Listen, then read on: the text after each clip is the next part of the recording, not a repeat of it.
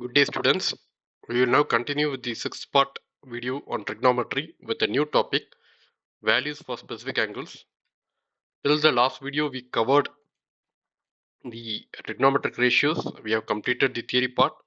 We have completed even a few sample and board problems. And in this topic, we are going to discuss about values for specific angles.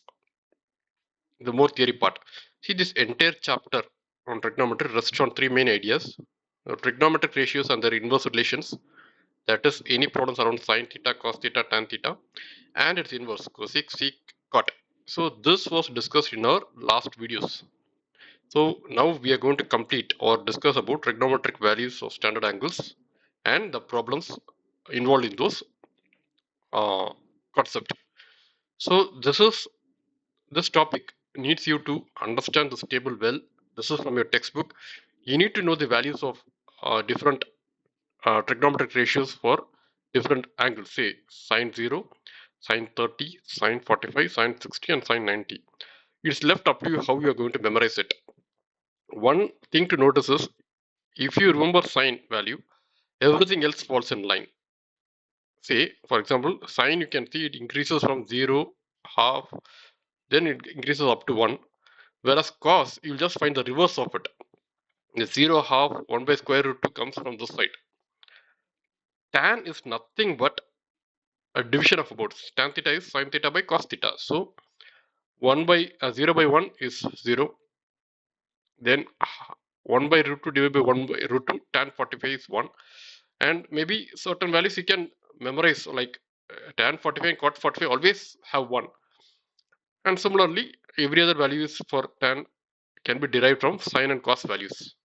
But to save time, I would suggest that you memorize in such a way that given the angle, you should be able to tell this value. Say tan 60, you should be able to tell root 3 immediately rather than sitting and deriving in the exam hall.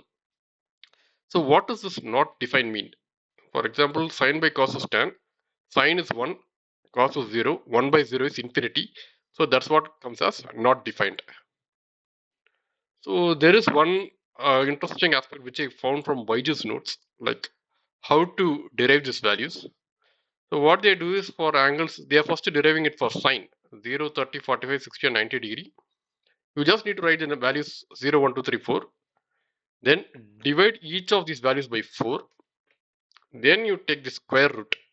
So whatever value comes is the value for that sine angle. And subsequently, you just need to change the position. For cos, it is starts from the same 0 will come from 90 and it will go from right to left. Tan, of course, the same way how I defined.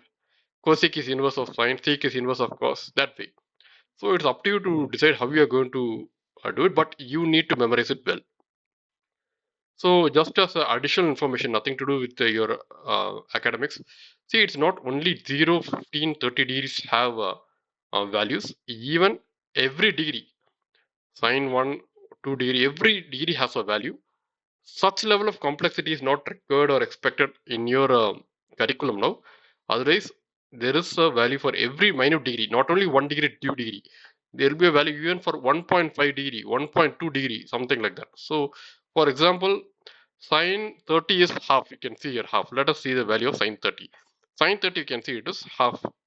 So, same way, there is a value for every degree in the quadrant of a circle.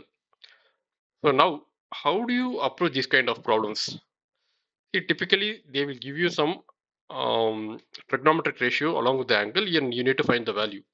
Very simple. You should have memorized the standard table angle. You need to substitute these values, calculate without errors. As simple as such. So in the next video, we'll discuss a few sample problems on this concept. Bye till then. Thank you.